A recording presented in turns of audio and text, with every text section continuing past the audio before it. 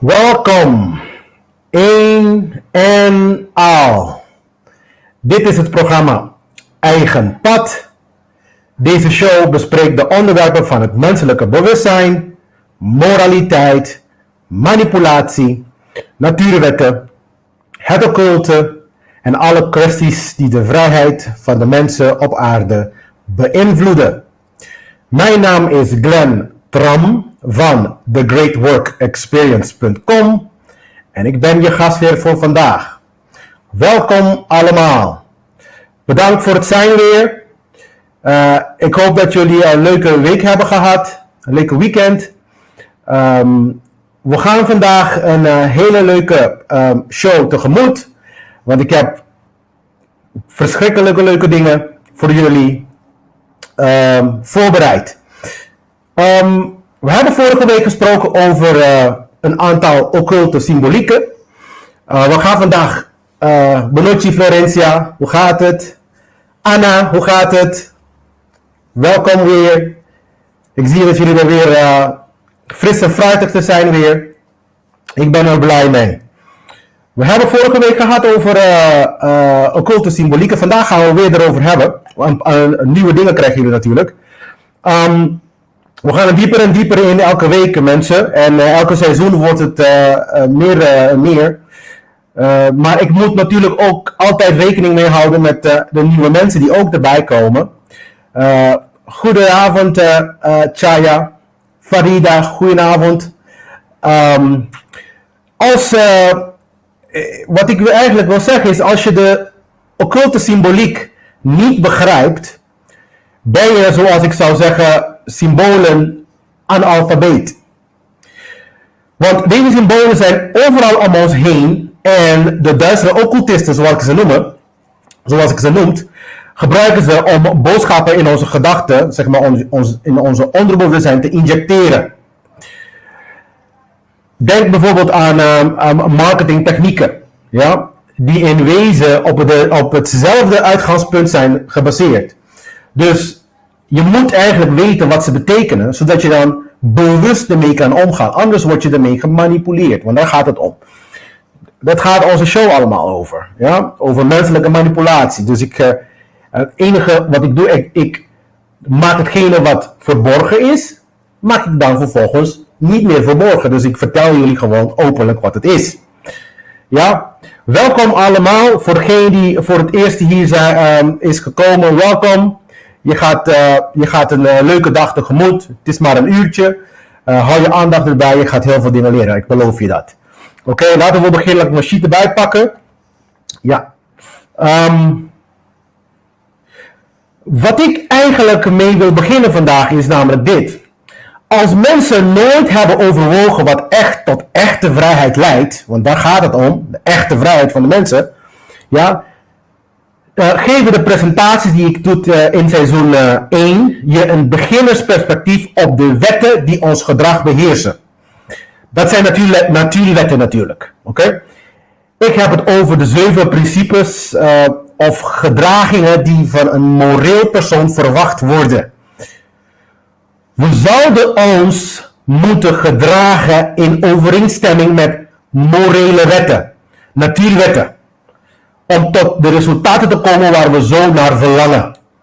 Daar gaat deze seizoen over. Over onze gedragingen, wat we kunnen doen om moreel te gedragen. Ja? En we gaan vandaag verder, dit is onze 4e presentatie. Je krijgt namelijk mijn werk op mijn website https://thegreatworkexperience.com. Dan krijg je het meeste van mijn werk. Daar krijg je podcasts. Ik heb daar een aantal podcasts voor jou om te luisteren. Het zijn allemaal ongeveer 20 minuten. Want ik weet dat iedereen hartstikke een drukke schema hebben. Dus vandaar dat zijn korte podcast, maar vol met informatie, vol voeding noem ik dat. Ik heb ook daarop artikelen, media. Meestal krijg je deze afleveringen van Eigen Pad, krijg je dan onder media. En ik heb iets dat heet feed. Dat is je kan zeggen een adres, ja, een link. Die kan je dan plaatsen in jouw eigen podcastprogramma. En wanneer een nieuwe podcast gelanceerd wordt, krijg je meteen een alert daarvan. Dan krijg je een bericht. Natuurlijk heb ik de web en ik heb het boek Anarchos is in het Nederlands. Dit programma wordt in het Nederlands gegeven. Nummer 1, omdat mijn kinderen zelf ook Nederlandstalig zijn. En nummer 2, omdat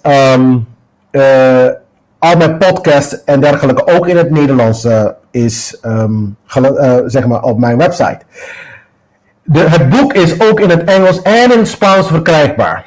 Ik denk in de toekomst ga ik meer aandacht geven om in het Spaans ook meer materiaal vrij te maken voor de Spaanstaligen, ook onder ons. Ik denk dat dat ook heel erg gewild is, heb ik gehoord.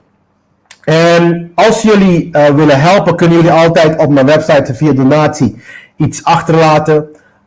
Alle bedragen wordt gewaardeerd. Voordat we beginnen, dit is eigenlijk een occulte term. Het beginnen, ze noemen dat ook heel vaak initiëren. Oké? Dat betekent dat je dan heel veel mensen in het algemeen niet de kennis hebben die ze moeten hebben om daadwerkelijk laten we het even op deze manier zeggen, een toegevoegde waarde te zijn voor de maatschappij. Want dingen bijvoorbeeld zoals moraliteit, waarheid, vrijheid, heeft men niet echt veel aandacht aan besteed. Men denkt niet 1, 2, 3 over na. Men besteedt geen tijd om hierover na te denken. Heel veel mensen hebben dat niet gedaan. En als je dan bijvoorbeeld aan die mensen dan ook vragen wat deze dingen zijn, dan weten ze dat ook niet. En dan hebben of weten ze het niet, of hebben ze een probleem om dat uit te leggen. En het eigen pad is bedoeld om antwoord te geven op deze vraagstukken. En ook eigenlijk concrete, praktische dingen ook aan jou geeft, zodat je het ook kan in praktijk een moreel persoon kan zijn. Dus wij besteden zeker ook aandacht aan het praktijk. Dus we willen uiteindelijk dat jullie niet alleen maar slim worden, maar ook wijs worden. Slimheid en wijsheid zijn verschillende dingen. Oké?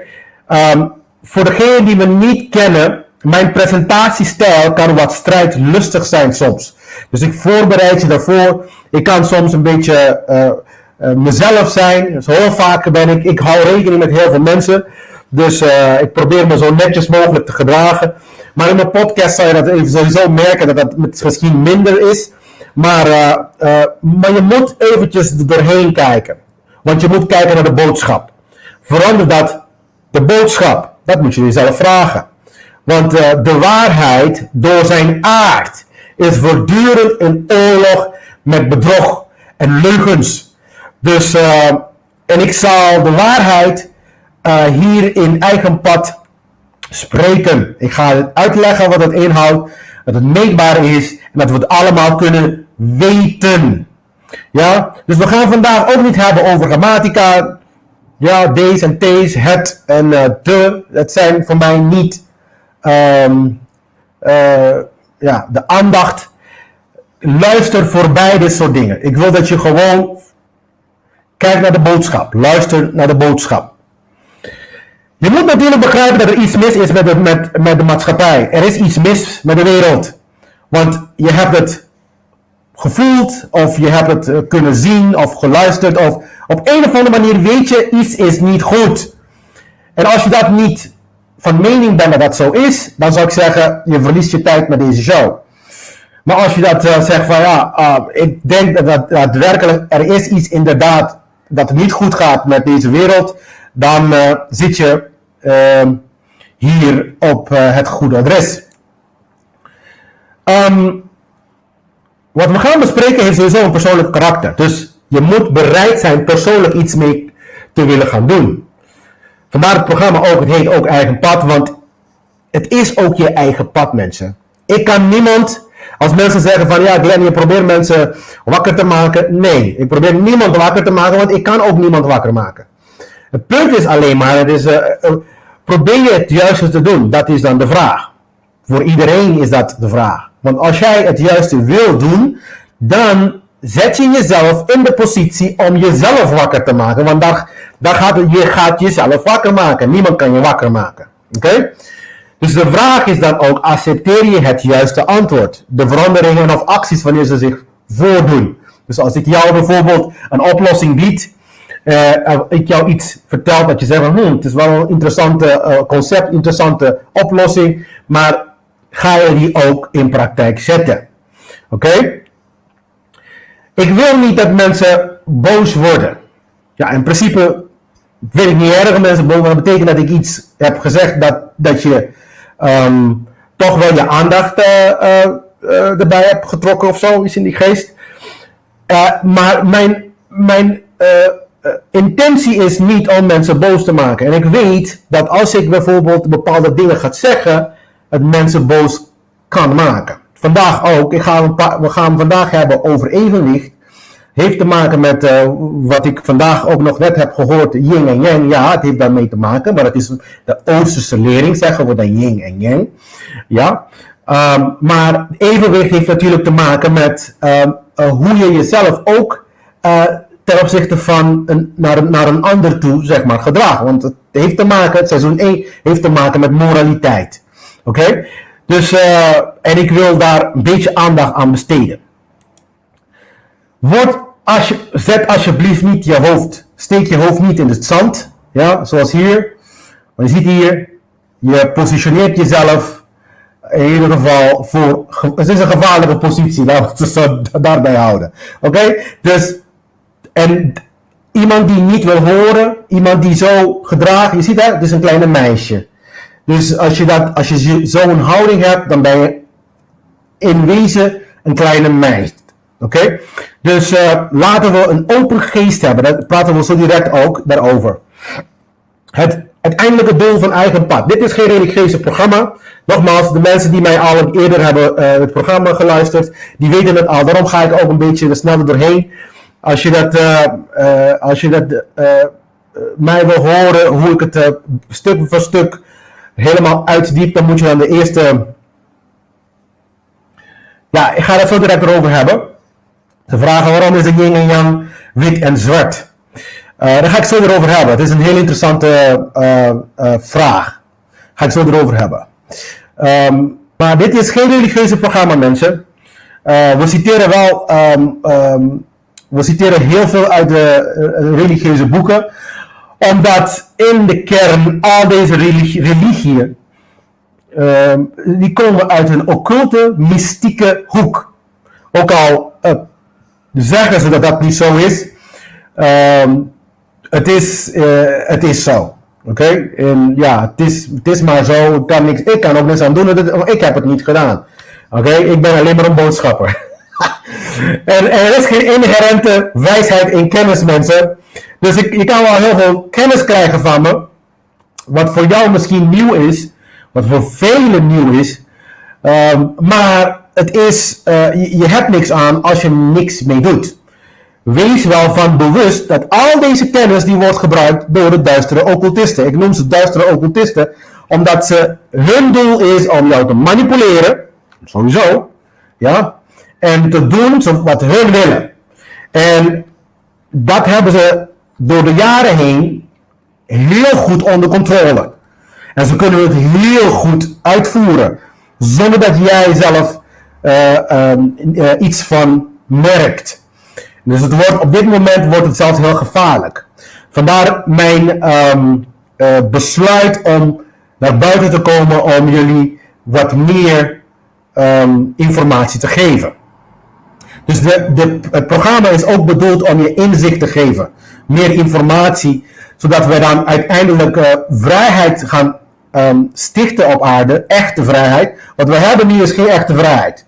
Ik bedoel, als je een klein beetje over nadenkt, dan begrijp je ook dat dit geen echte vrijheid is. Oké? Dus echte vrijheid is echt een plek ook waar... Echte vrijheid bereik je alleen maar door moraliteit. Het is maar al eenmaal zo. Hoe meer vrijheid je wil, hoe meer moreel we moeten zijn. Hoe minder moreel we zijn in een maatschappij, hoe minder vrijheid we hebben. Oké? Dus als wij ook niet... Waarom is vrijheid belangrijk? Voor onze evolutie. Voor het groeien van de mensheid en het groeien van onze bewustzijn. Daarom is het ook heel belangrijk, onze vrijheid. We moeten kunnen begrijpen hoe de wetten van de natuur werken. En je hebt het gezien ook in de technologische tijdperk waarin we leven, is de reden daarvoor was het groei van onze bewustzijn. We zijn gaan begrijpen hoe het allemaal werkt.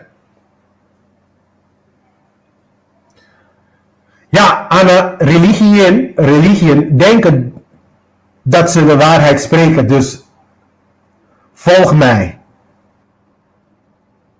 Denken ze. Wat bedoel je daarmee, Anna? Dus religie denken dat ze dan de waarheid spreken, dat klopt. Kijk, als ik want ik wou in principe niet over, ik hou niet van om over religie dat soort dingen te praten. Ik zeg alleen maar dat religie jouw denkkader, zeg maar, beperkt. Ik wil iedereen respecteren in hun keuze om een pad te nemen dat hun achten hun iets goeds te doen. Maar religie komt uiteindelijk uit het woord religare, het is een Latijns woord. En dat betekent eigenlijk binden. Volgens mij hebben we hierover ook al een keertje gehad. Het betekent binden. Dat betekent zeg maar iemand vasthouden om vooruit te gaan. Ja? Dus ik wil jou niet zeggen van ja, ga niet naar de kerk of zo. En de religieën die hebben wel deels van waarheid in hun dogma's. En dat maakt het ook zo problematisch of zo probleem. Want deels daarvan is waarheid. En het is zelfs als je zegt van McDonald's is eten. Dat is waar. Het is een eten. Althans, als je het hamburger eten acht, dan is McDonald's eten. Maar als je gaat zeggen tegen mij van McDonald's is gezond, dat is leugen. Oké? Dus dat is dan, daarom moet men een onderscheidende geest maken. En daar komt het evenwicht vandaan.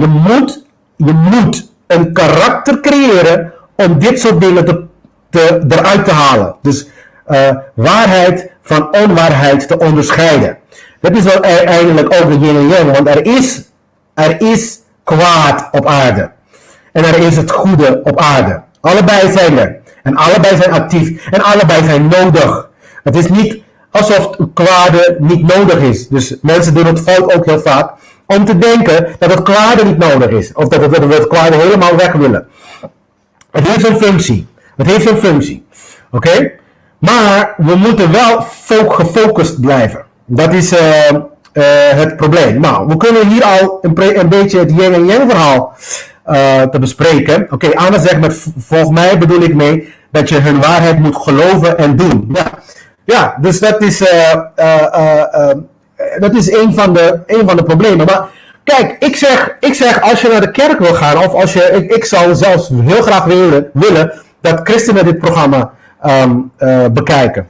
Want dan krijgen ze ook een andere kant van het munt te zien. Oké? En dan kunnen ze ook voor zichzelf nadenken. Want het probleem is dat ze dan heel vaak de neiging hebben om alleen maar te zeggen van alleen maar wat in de Bijbel staat de waarheid is. En er is heel veel dingen bijvoorbeeld in de Bijbel, maar ook in de Koran en ook andere geschriften die waar zijn. Het zijn dingen die waar zijn. Oké? Daar gaan we geen discussies over hebben. Ja? Bijvoorbeeld staat in de Bijbel wat je zaait oogst je. Dat is waar. Maar dat is wel gebaseerd op een occulte kennis dat heet actie-reactie. Ja? Dat kwam voor de Bijbel zelfs. Oké? Die concept, die waarheid. En alle waarheden waren voor de Bijbel. Want anders kon de Bijbel niet bestaan. Anders konden we de Bijbel niet maken überhaupt. Oké? Dus die dingen bestonden al. En occultisme, zoals ik al eerder heb gezegd, betekent niet dat het duister is en slecht en duivels en dat soort dingen. Nee. Occultisme betekent gewoon zijn kennis, waarheden die nog niet, die de gemiddelde persoon nog niet weet. Dat is alles.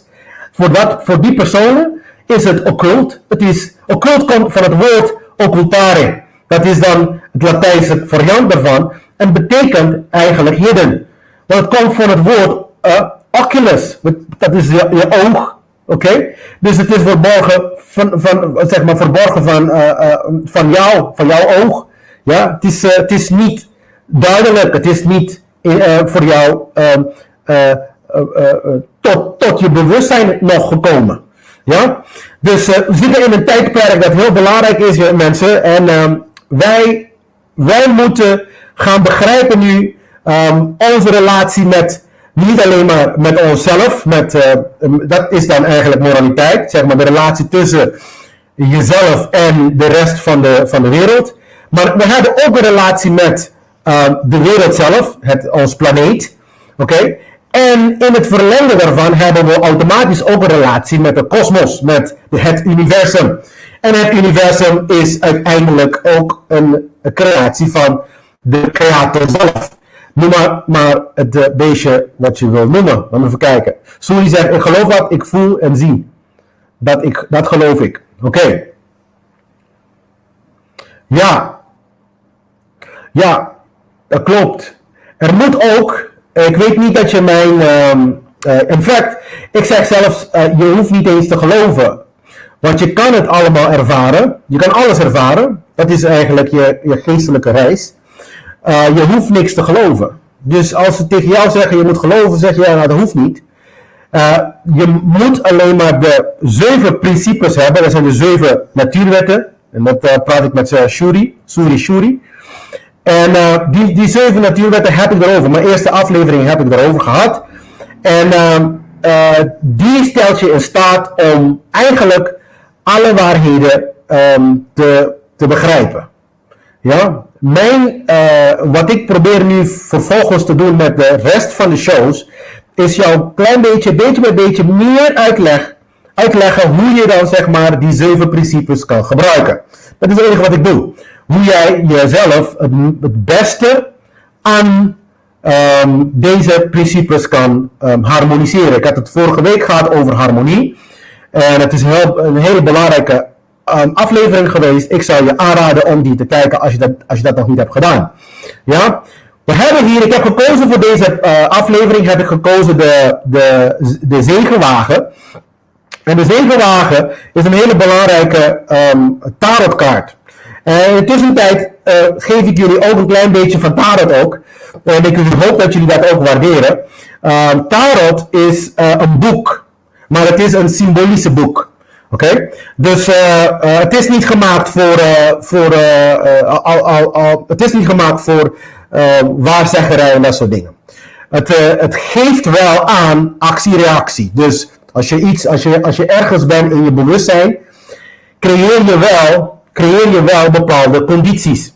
En de tendentie van de Torah is om jou allemaal te vertellen dat als je iets hebt gedaan, dat je dan zeg maar dit kan verwachten als resultaat. Ja? Hey Aruba, hoe gaat het? Ja, hier is inderdaad, op Aruba is het Bon Tardi. Dat is dan goedenavond. Ja, welkom Beba. En nou, voor degene die mij heeft gevraagd over, laten we even kijken, wie was het ook alweer? Iemand heeft me gevraagd over, novel, RC Novel. Die heeft me gevraagd over yin en yang. Nou, als je gaat kijken hier, zie je dan de Sphinx hier. De Sphinx in het, waarom is de yin en yang zwart? De Sphinx hier, je ziet de Sphinx hier op deze zegenwagen. De Sphinx symboliseert eigenlijk de volmaaktheid van de mensheid.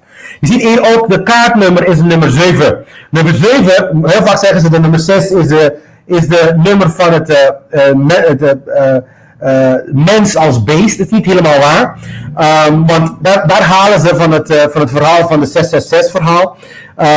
Het heeft wel wat mee te maken. Het heeft te maken met het feit dat de natuurwetten en de omgeving de mensheid regeert. Heel belangrijk, ik zou dit gewoon nog een keer naar kijken. Alles wat ik je nu ga zeggen is, ik zou je zeggen dan let maar op, want het is heel belangrijk voor het verdere groei. Op dit moment, de meeste mensen worden geregeerd Ook al denk je dat jij vrij bent, maar je wordt geregeerd door de buitenwereld. Door hetgene wat daar buiten is. Ja? Daar komt het, je wordt geregeerd door de elementen eigenlijk. Oké? En het nummer 7, ja, is eigenlijk het nummer van de mensheid in zijn volmaaktheid. Dus de yin en de yang, die komt hiervoor. Je hebt hier een zwarte swing en een witte swing. En dan heb je daar ook de zwarte heeft een beetje witte erin en het witte heeft een beetje zwarte erin. Dat heeft te maken ook met de evenwicht. Maar de zegelwagen in zijn totaliteit heeft te maken met persoonlijkheid. Dus de wagen zelf is het vehikel van het leven. Ja? En de persoon daartussen is dan het leven zelf. Ja? En het is gekroond hier met de sterren. Oké? Het is volgens mij 7 sterren, het is 8 sterren. Oké? Dus we kunnen heel diep ingaan in de symboliek hiervan. Maar wees wel van bewust dat de yin en de yang in deze kaart naar voren komen. En de yin en de yang is eigenlijk het goede en het slechte. Ja?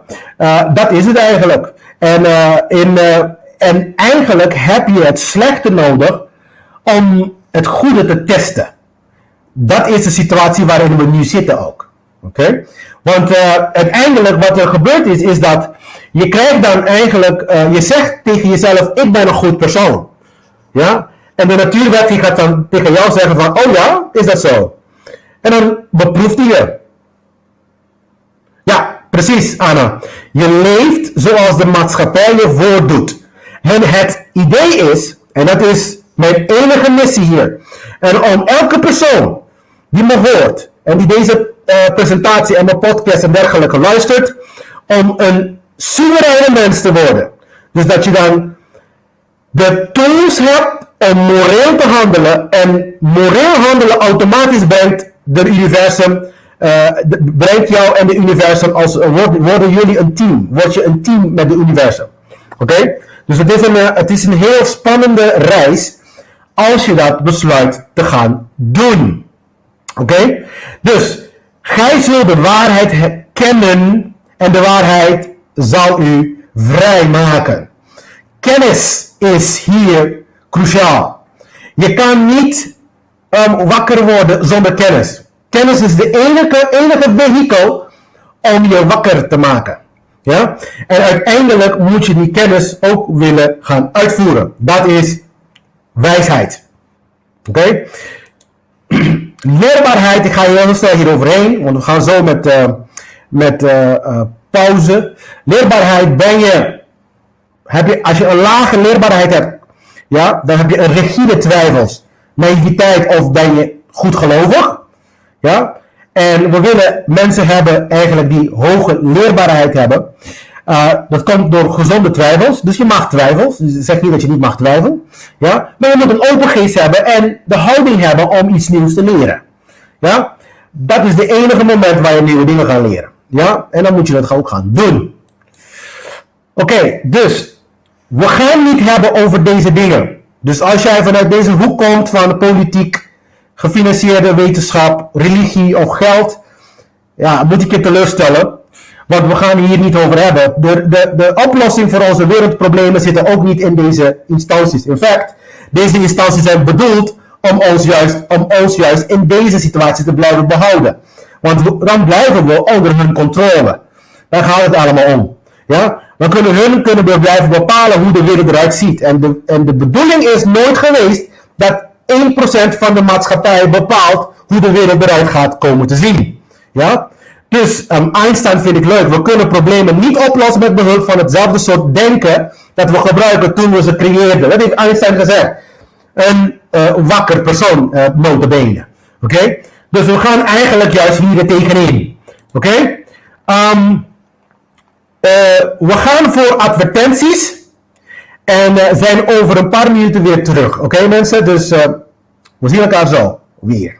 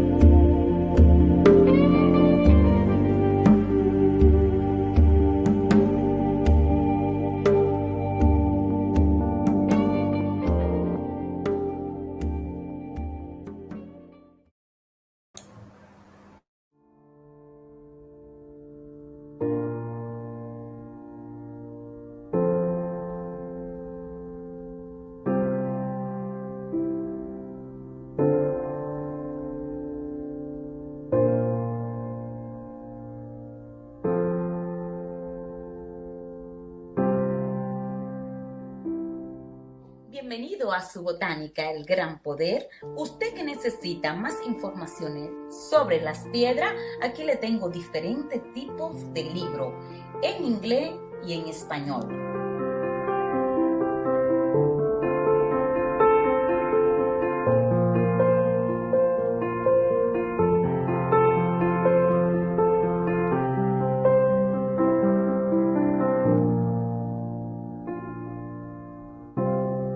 También puede conseguir con nosotros lo que son sus aceites esotéricos, perfumes, baños, B-Roll.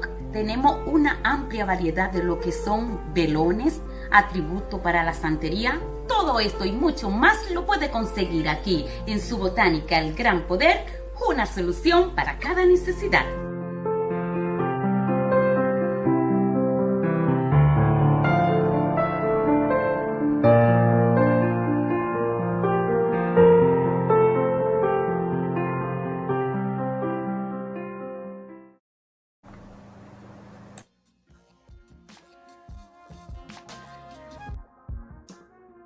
Welcome to 5999 Cargo NL, where our services meets your expectations. With a smile. We make it easy to transport your package. After some disinfection, our agents are gladly to help you send your goods to the next destinations. The USA, Aruba, Bonaire, Curacao, St. Martin, Suriname, Venezuela, Colombia, Panama, and more. Get informed. Call our hubs for information. Shop online. And make use of our shop, drop and ship services. Send goods. And call us for a pickup appointment. Call us on 0488235999. Or email us on info@5999cargo.nl. 5999 Cargo, for all your cargo needs. Oké, we zijn er weer. Ik wou nog een klein beetje over de zegenwagen hebben. Want ik ben het een beetje vergeten te vertellen. De zegenwagen symboliseert ook mensen de verovering van illusie. Want we leven nu in het algemeen, de meeste mensen leven in een illusionaire leven. Oké? Dus wanneer je dat verovert, dan in principe zit je in volgens het tarot zit je hier, in deze stadium van je ontwikkeling, van je evolutie. Oké? Dus het verovering van illusie, en dan breng je eigenlijk evenwicht tot stand te brengen en orde uit chaos. Dat is het hele verhaal. Ja. Dat betekent evenwicht, ja. Ja, dat klopt. Ja, en het is ook de beste krijger. Oké? Voor waarheid. Dus op het moment dat je, zeg maar, begrijpt wat de waarheid is en dan besluit om volgens de waarheid te handelen, dan word je een krijger voor waarheid. Je gaat de waarheid ook heel erg waarderen. Want je wil ook alleen maar dingen in waarheid doen. Oké? Het is uiteindelijk ook het ware zelf. Als je praat over het ware zelf, dat is de persoonlijke ware zelf. Oké? Ja? Dus het is een voertuig van persoonlijkheid en eigenlijk de persoonlijkheid die je onderbewustzijn heeft gemaakt. En als je dan goed luistert hiernaar, dan begrijp je ook dat de onderbewustzijn, ja, dat is dan eigenlijk hetgene die dan, dat jij niet bewust mee omgaat. Oké?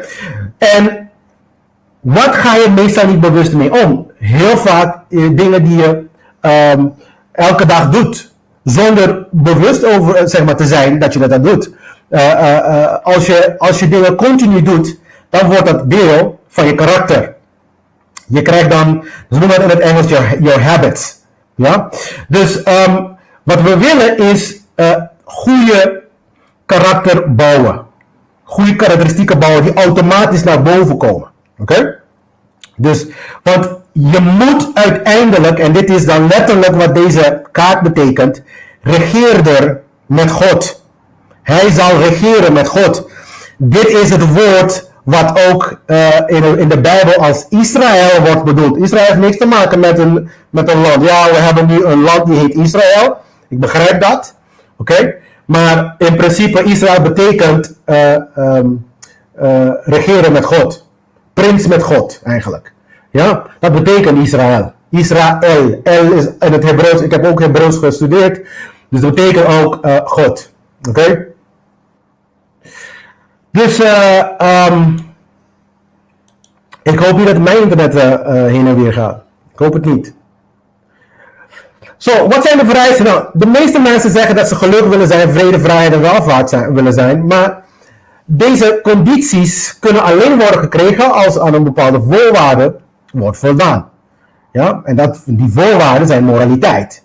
Oké? Dus zolang we die kennis niet hebben, want dat is het dan juist, we moeten die kennis hebben. We hebben die kennis op dit moment niet.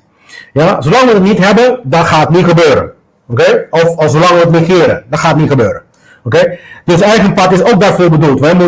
Ik wil jullie die kennis geven. Ja? Gratis en voor niks. Dus we hebben gehad over de waarheid. Waarheid en dat het objectief is. Als je denkt dat de waarheid niet objectief is, daar hebben we vorige week erover gehad, dan praten we over solipsisme. Ja? Solipsisme is het idee dat wat jij denkt en wat jij voelt, het enige dat jij de centrale punt bent van het universum. Dat jij de enige bent die bepaalt wat goed en kwaad is. Ja? Noemen ze solipsisme. Notabene ook de derde zonde van de satanisten. De satanisten hebben 9 zondes die ze niet mogen doen. En eentje daarvan is solipsisme. Ze mogen zelf niet solipsistisch zijn, maar ze mogen wel de solipsistische ideologieën, gedachtegang promoveren. Daar zijn ze heel erg effectief in trouwens. Oké? Zie, un Dios soltinco no llama diferente, dat klopt. Ja? Ja. Ja. Ja, er is één bron waaruit alles eruit komt. Dat klopt. Nos tienen differente namen. We hebben verschillende namen ervoor. Ja, want ze praten hier Papiamento. Dus ik reageer ook een klein beetje in de Papiamento. Ja, we hebben verschillende namen voor. Want ze zeggen hier van er zijn verschillende goden. Of verschillende namen voor dezelfde God. Ja, dat klopt. We hebben verschillende manieren hoe wij daarnaar kijken ook. Ja?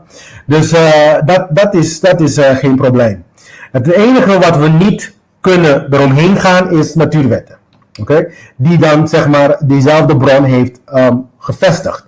Want dat zijn de wetten waar de universum eromheen zeg maar, gevormd zijn. Door die wetten bijvoorbeeld krijgen we de zon elke dag. Ja? Door die wetten kunnen we vliegen we niet allemaal in de lucht, ja? in de hemel. Ja? Dus we hebben zwaartekracht als consequenties daarvan. Dus we hebben de waarheid erover gesproken, dat waarheid objectief is, mensen. En dat gerechtigheid, dus dan zeg maar goed en kwaad bestaat. Ja, heel veel mensen zeggen dat goed en kwaad bestaat niet. Dat heb je heel vaak in de New Age beweging, dat ze zeggen dat goed en kwaad niet bestaat. Dat is een leugen, goed en kwaad bestaat. Ja, je moet, we hebben besproken dat goed en kwaad bepaald is door de waarheid, door de natuurwet. Oké? Dus als wat pro-natuurwet is, goed. Als pro-leven is goed. Als pro-vrijheid is goed. En als wat tegenin gaat, is kwaad. We hebben gesproken over harmonie, mensen. Ja. We hebben gesproken over harmonie. We hebben over harmonie en dat wij één zijn met het geheel. We zijn deel van het universum. We zijn niet individuen zoals we denken. Ja, dat vertelt jouw ego. Jouw ego vertelt je altijd dat jij dat jij zeg maar iemand anders kan trappen om vervolgens zeg maar succes te zijn. Dat is je ego. Ja? Of dat je kan liegen of mensen pijn doet zodat je dan succesvol kan zijn. Oké? Dat is de ego die dat doet. Maar we hebben over harmonie bedoelen we dat we één zijn. Dat je begrijpt dat jij en ik eigenlijk uit dezelfde bron komen. En dat we dan uiteindelijk ook naar dezelfde bron naartoe gaan.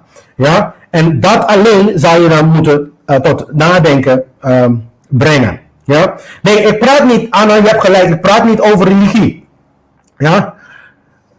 Maar ik praat over manieren waarop wij kunnen leven. Manieren waarop mensen moreel kunnen zijn. En ik moet de religie aankaarten hier en daar, zodat je dan, want heel veel mensen zijn heel erg religieus. Er zijn heel veel christenen die rondlopen die meer satanisch zijn dan ze denken. Dus, en als ik dit soort dingen ga beginnen te zeggen, nou worden mensen boos over me. op me. Want heel veel lopen rond met salafistische gedachtegang. En dat is een satanische gedachtegang. Ja?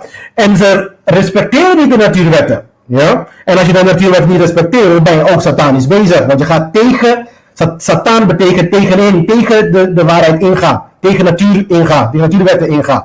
Dat de waarheid is. Oké? Dus we gaan vandaag hebben over evenwicht. Dat is de bedoeling vandaag. Maar we gaan het principe van geslacht eerst even erover hebben. En ik weet dat er tegenwoordig heel erg, vooral via de politiek, praten we over, ja, Anna zegt inderdaad, ja, christenen lopen rond met satanische gedachten, jongen, het is echt niet, het is van te huilen. Oké? Maar ze lopen wel rond en zeggen dat ze van Christus houden, maar ja, ik zie nergens in hun gedrag. Maar het gaat om gedrag. Ik zeg altijd, het aanbidden van moraliteit heb je niks aan. Ze gaan elke zondag de moraliteit aanbidden.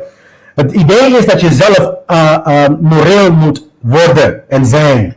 Daar gaat het om. Je moet zelf Christus worden. Oké? En om Christus te worden betekent ook dat je kennis tot je moet gaan nemen. Christus heeft dat ook gedaan. Oké? Dus we gaan praten over het principe van geslacht. Je ziet hier, ik heb de 4 elementen. Ik heb hier de 4 elementen naar voren gebracht.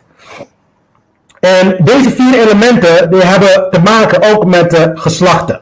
De mannelijke en de vrouwelijke geslacht. Het is een principe, het is een natuurwet ook trouwens. Ja? Dit principe, dat is ook de yin en de yang. Oké? Is ook de yin en de yang. Je moet goed zo zien dat mannelijk en vrouwelijk, ze hebben allebei een rol. Ik zeg altijd, en hier gaan mensen me misschien niet met me eens zijn, maar luister gewoon naar de boodschap. De mannelijk geslacht is een, ze noemen dat in het occultisme de actieve kracht. Het is een kracht, mensen. Oké? En het vrouwelijke is het passieve kracht. Je hebt ook in de levensboom van de Kabbalah heb je ook 2 pilaren. Die representeren ook de yin en de yang. Het is hetzelfde concept, alleen je hebt de Oosterse leerlingen die praten over yin en yang. En de Westerse leerlingen, zeg maar de christendom en de jodendom, praten we over vrouwelijke en mannelijke krachten. Oké? En je moet zo zien, je hebt, en daar komt ook de star. Dus voor de christenen die het niet weten, hier komt de Seal of Solomon. Ja, de star van David vandaan. Ja, vanuit het mannelijke concept en het vrouwelijke concept. Die tweeën moeten samen gaan beginnen te opereren. Samen beginnen, zeg maar, eenheid te worden. Elkaar helpen en elkaar tot één brengen. Oké? Deze krachten hebben we allemaal in onze zijn, in onze lichaam. Ja, deze krachten die werken continu in onze lichaam. Oké? En in het alchemische leringen, dat ook occulte leringen zijn, praat je over vuur. Dit is dan de symboliek van vuren. Ja? Vergeet niet, in het begin heb ik gezegd, je moet deze symbolieken min of meer ook een klein beetje kennen. Want die worden continu gebruikt om berichten naar jou te sturen. Ja? In jouw onderbewustzijn. Ja? Jij begrijpt het niet bewust. Maar deze taal die wordt continu gebruikt door de donkere occultisten ook. Zodat je dan zeg maar min of meer gemanipuleerd wordt als je niet oplet. Oké? Dus dit is dan zeg maar de symbool van vuur. Dus als je dan boeken leest van occultisme, als je dit ziet, dan weet je wat het bedoelt. En het is ook meteen ook de symbool van mannelijkheid. Mannen zijn vuur. Oké? En het water is een vrouwelijke symboliek. Want wat kan het vuur sussen, dempen? Is het water. Oké? Ja Anna, zie je? Beetje bij beetje kom je zelf tot bewustzijn. Je krijgt zelf meer ingeving. Oké? Naarmate je die presentatie ziet en ik leg dingen uit, dan krijg je inderdaad wat jij nu krijgt. Dus je gaat ook meer krijgen hoor. Dus dat is echt heel leuk. Ik vind het leuk als mensen dat tegen mij zeggen trouwens. Ja, dus dan krijg je, dit is dan zeg maar de mannelijke het mannelijke, zeg maar, kracht. En dan heb je dan, zeg maar, het vrouwelijke kracht, dat is dan het water. Wat dempt het water? Wat dempt het vuur? Water. En als het water het vuur dempt, krijg je dan lucht. Dit is ook de trajectie van het creëren van de creatie. Je had eerst vuur, dan had je water. Ja, in de Bijbel praten ze daar ook over, dat de geest over het water, zeg maar, heen vloog. Dus en het geest, dat is dan eigenlijk het vuur. Daar komt ook het hele idee van in tongen spreken in de christelijke kringen over dat je het vuur ontvangt. Ja? Het is de actieve kracht. Zie je, het zit vol met occultisme in de Bijbel, hoor mensen. Dus voor de christenen die hier tussen ons zitten, sorry, maar ik moet het wel uitleggen, want uiteindelijk moet de waarheid naar buiten komen. We gaan deze leringen niet meer gebruiken om mensen te manipuleren, maar om mensen daadwerkelijk agenten te maken, morele agenten te maken, waar deze wereld in evenwicht kan brengen.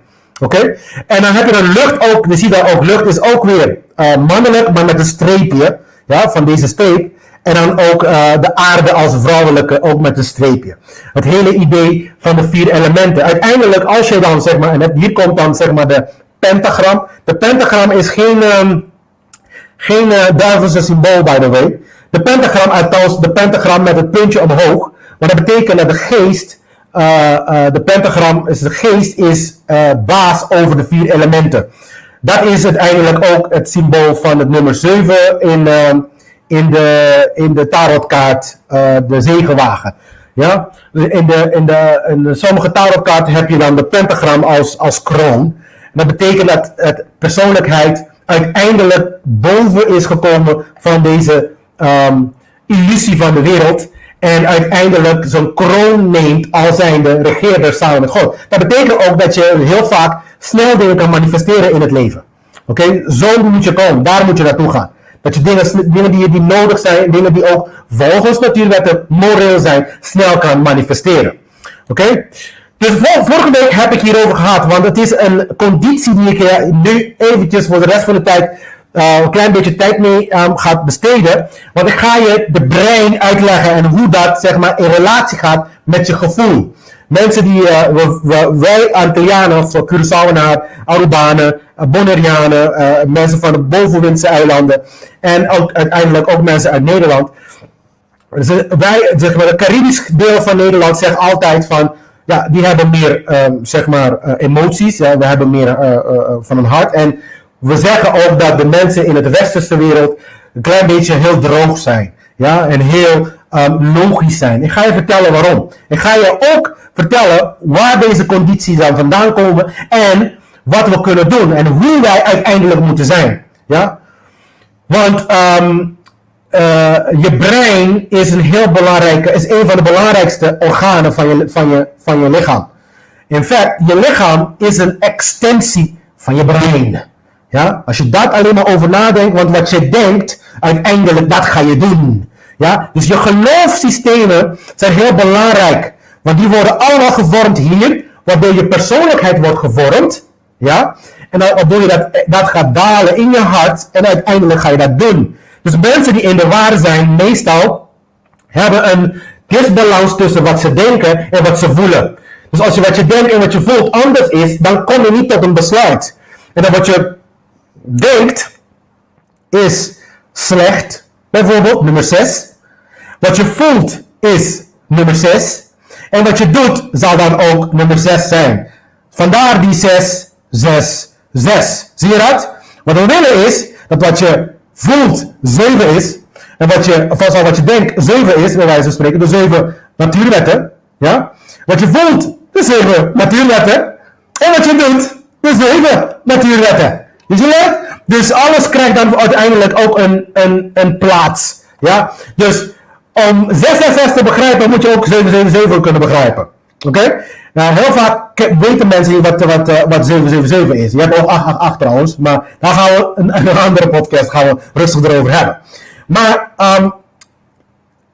evenwicht, korte uitleg mensen. Een toestand waarin de mannelijke en de vrouwelijke omgeving van een individu of een groep zijn afgestemd op natuurwetten. Moeder natuur, elkaar, dus onderling, en de rest van de schepping, dus universum. Ja? Het is de ervaring van het bestaan op het plek waar tegenstelling, mannelijk en vrouwelijk dus, elkaar ontmoeten. Één worden. Ja, ik kan zelfs denken over intercourse, zeg maar, seksen. Ja? Het scheppingspunt, oké? Waar je met z'n twee bij elkaar komt tot één. Ja? En dan waar nieuw leven ontstaan en nieuwe mogelijkheden ontstaan. Oké? Dus dit is eigenlijk het evenwicht die dan, zeg maar, elk individu moet hebben. Maar wat is er nu eigenlijk gaande? Dan ga je dan een klein beetje uitleggen wat het allemaal aan het gebeuren is. Mensen kunnen alleen maar uit twee poolgevoelens beslissingen nemen.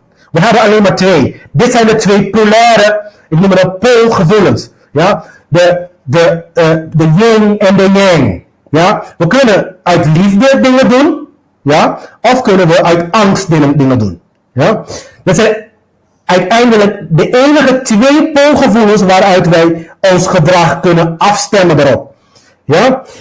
Ik ga je uitleggen wat gebeurt als je uit angst, zeg maar, beslissingen gaat nemen. Want er gebeurt iets in je fysieke brein. Oké? Dus wat mensen heel vaak de fout doen, is mensen maken de fout dat het fysieke wereld compleet anders is dan de geestelijke wereld.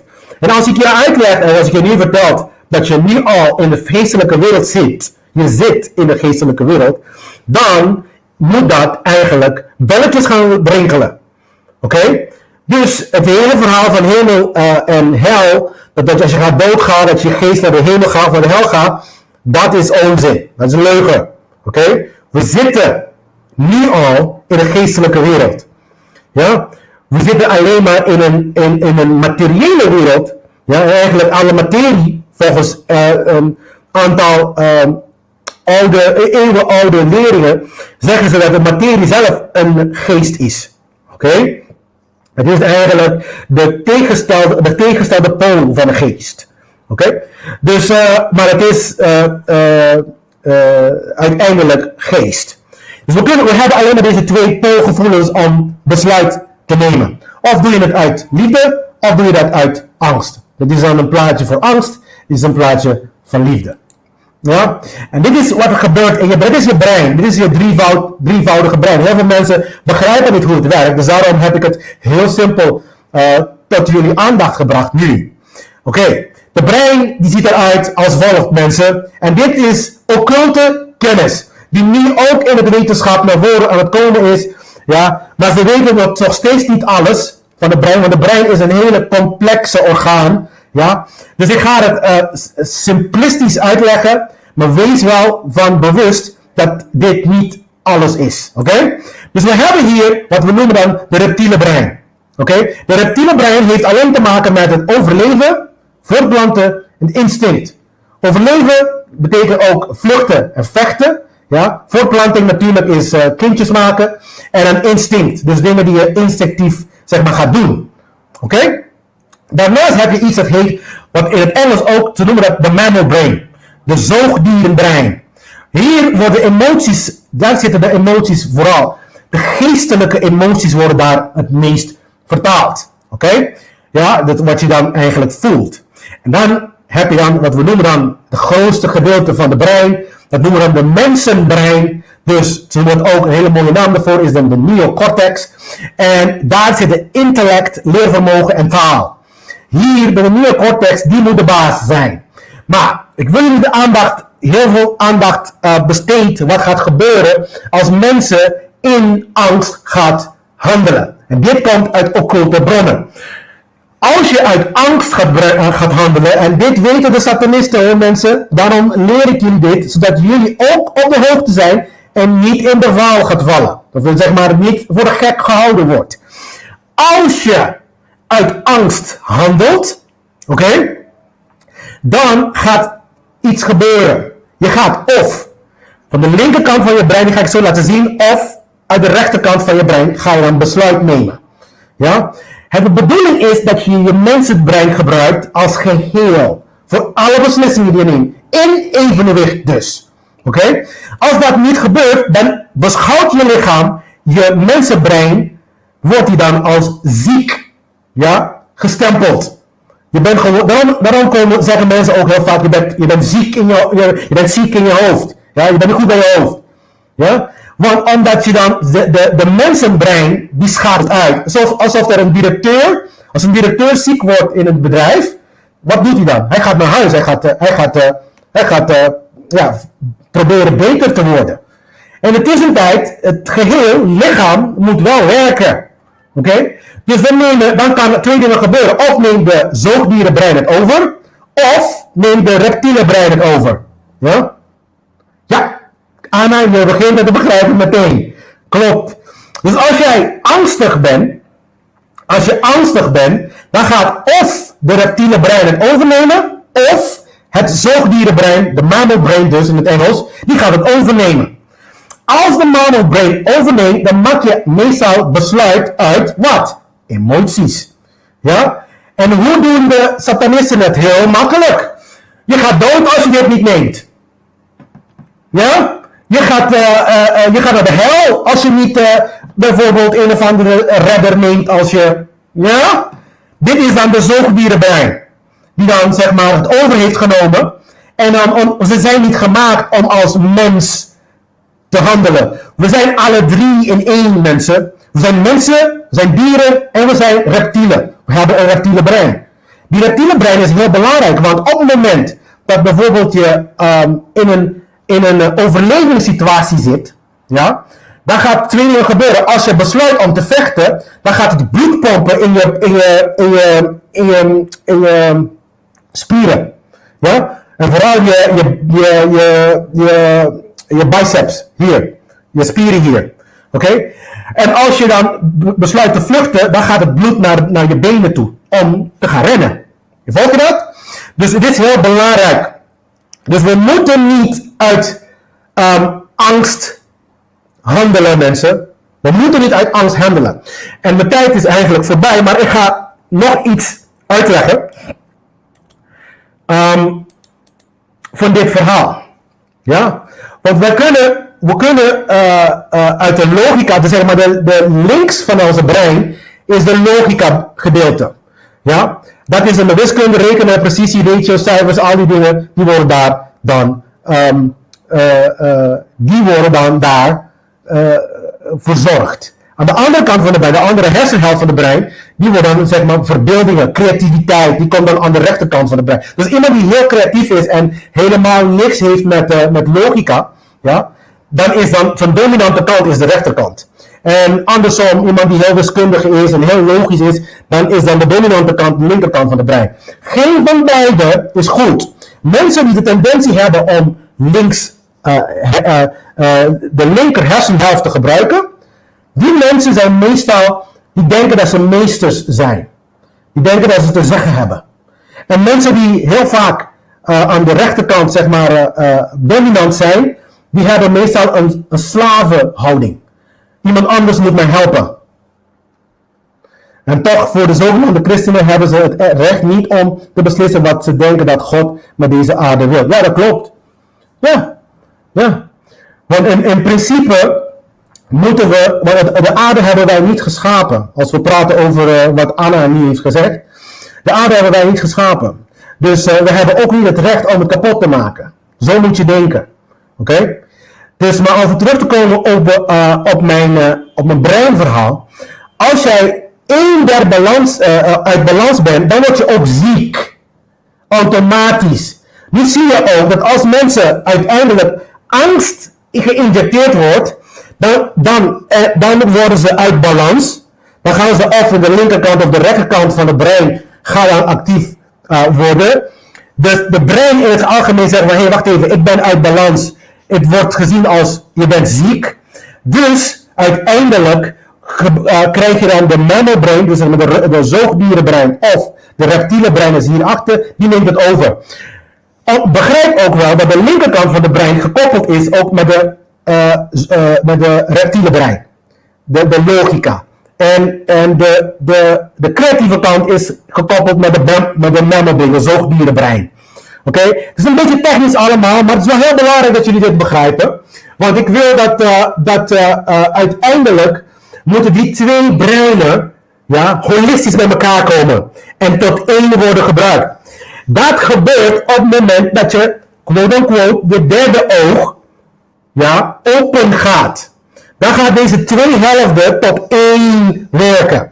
En dan ga je dan inzicht krijgen. Je gaat beter zien. Dit proberen ze op alle soorten manieren te voorkomen. Nu, op dit moment. Oké? Met het vergiftigen van onze eten, met het veel chloor in onze drinken gooien. Want chloor die zorgt ervoor dat je dan je hypofyse, je derde oog dus, slecht werkt. Slechte hormonen zeg maar gebruikt. Zo zie je dat een grote kennis heeft een holistische kennisdatabank. We praten over onze fysieke lichaam, ook over geestelijke dingen, maar ook vooral over onze fysieke lichaam. Omdat het geest niet losmakend is van je fysieke wereld. Ja? Dus dankjewel Hanna, dankjewel. Dus hiermee wil ik vandaag een klein beetje de presentatie zeg maar, beëindigen. Ja? Ik zal nogmaals, de presentatie zal altijd aanwezig zijn op Facebook, maar het zal ook op de website van Pika Pika aanwezig zijn. Ook op mijn eigen website, onder media.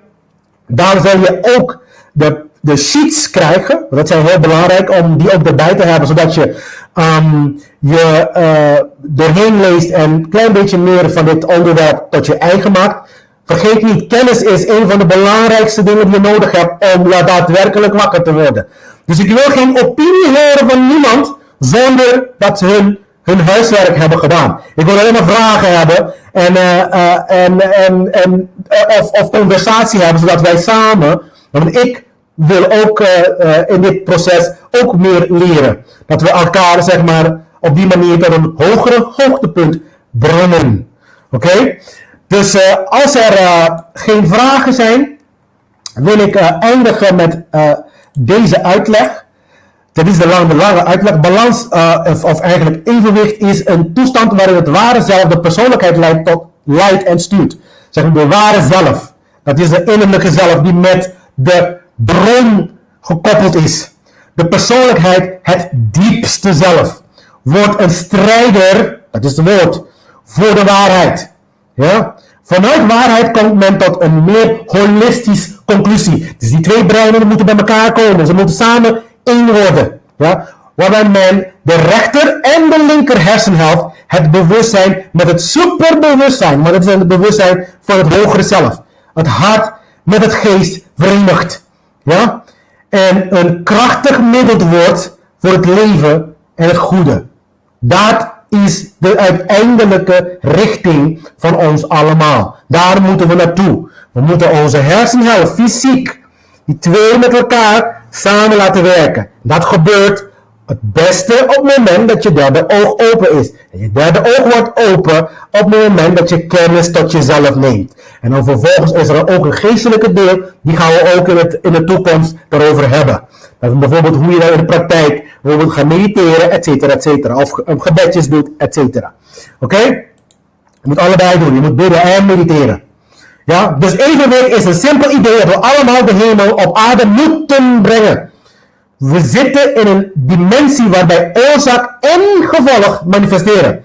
Dus oorzaak is in onze dimensie te zien, maar ook gevolg. Dus wij veroorzaken ook. Ja? Als er vragen is, wil ik die heel graag nu horen. Ja? Het is de kwaliteit van een mens om te begrijpen wat zijn rol is op deze aarde. Het moet deel uitmaken van ons morele kompas. Het is een waardevolle instrument om juist te kunnen handelen, mensen. Als er geen vragen zijn er vragen? Nee? Ja, Anna heeft, laat me even kijken. Ja, dus ik heb niet over religie. In principe heb ik begonnen ook, en ik heb gezegd in het begin van de show, dat we niet over religie gaan praten. Dus ik kijk nu eventjes naar de vragen die daar al zijn. Ja.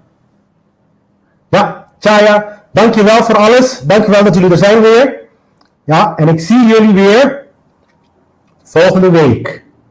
Fijne week verder, mensen. Krome Aad. De waarheid zal zijn.